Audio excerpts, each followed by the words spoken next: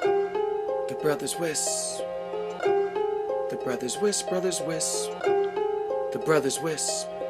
The brothers. Hey everybody, I'm here at the Presume booth with Dan, and they've got some new announcements this year at WISPAPALOOZA 2025. Dan, what's new? Yeah, so if you don't know what Presume does, we basically help network operators proactively improve their network, decrease their support costs, and increase revenue without adding a lot of complexity to their network.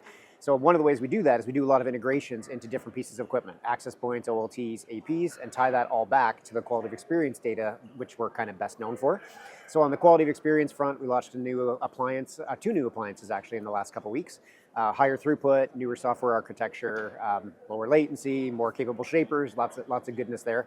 On the integration side with the other equipment, we've been doing a lot of work with fiber as well to do things like show why ONTs have gone down across all the different vendors. So if you have a multi-vendor network with Adtran, say Ubiquiti and Calix, we have one pane of glass where you can understand what's happening in your fiber network, in your fixed wireless network, why customers are going down and what that experience looks like. Yeah, and I've been using that specifically in a WISP or a WISP that's gone fiber, and they've got Ubiquiti and a couple other vendors, and it does really save time doing that, like jumping between 20 different things. A lot of time trying to normalize those things. So like your L1 techs don't have to know all the details of Cambium and Ubiquiti because we've kind of shrunk that down into a common set of important metrics across everything. Yeah. And then you probably played with it too, being able to know where subscribers are in the network. So we know that an individual sub is attached to this radio or this ONT and this access point, and being able to just jump there all in one spot in one UI and not have to learn all those tools it's been a huge benefit for the support use cases for many of our customers. Particularly for me, we had an OLT that its uplink went bad. Okay. And so, we were getting calls from customers across, but it wasn't consistent. Mm-hmm. But we went to Presume and we're like, oh, the OLT is showing bad. Well, there we go. Problem solved. So the latency side there was showing the quality of experience was bad because of the uplink port into that OLT. Yep. And a lot of packet loss issues are jumping in there. So yeah, it's really, really beneficial. So we're looking at 100 gig appliance now? Yeah, so this one here is an AMD-based appliance. This is an Intel 810 NIC. It's 100 gig.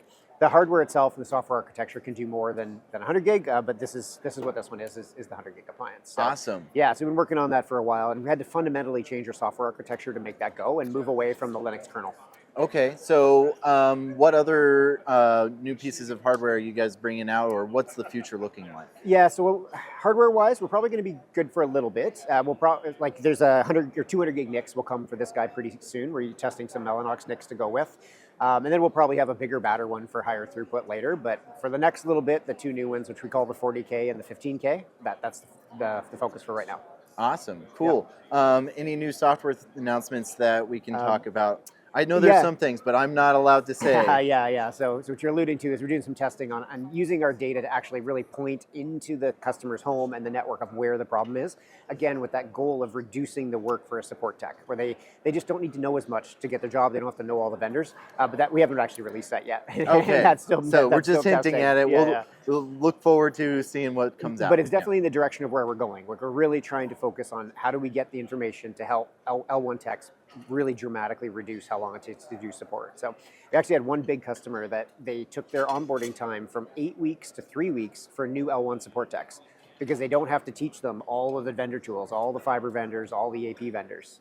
One of the benefits of having everything in one place. Getting somebody onboarded, and even 8 weeks I feel like is a short time in the in the WISP world, but down to 3 weeks. That's just insane, and that's a productive huge L1 tech in 3 weeks is amazing. Yeah. I mean, basically before they're out of their qualification time. Yeah. Oh, all right.